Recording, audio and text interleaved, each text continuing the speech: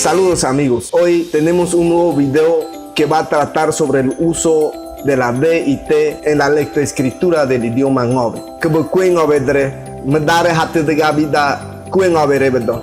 D a un T ya bagon, toro de gano nyobi di Ngobe re, jebedo beli dabi medare.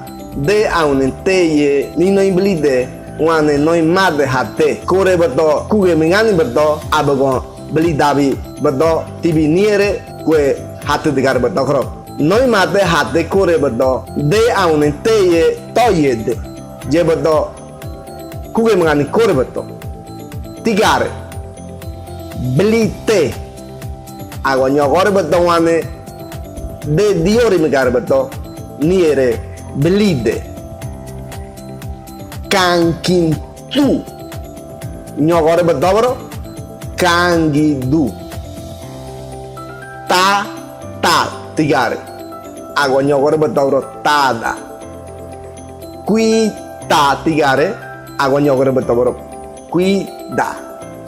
Je kore kuwe mengani beto kue nyokor bare beto ngobere kerok aqua te ye abo con toro kena je beto nyokore dite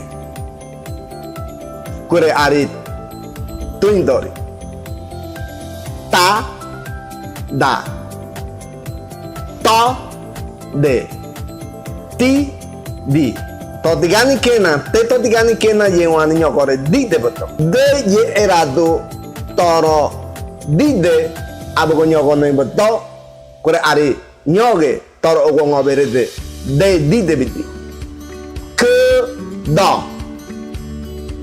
kada tidro muda kude jeni rebara hatte dige kore beto wane Quain ni gare ni quaño que bongo beto ni quain quain bedego ni ti drode aune ngu quain ruin quain ni erau.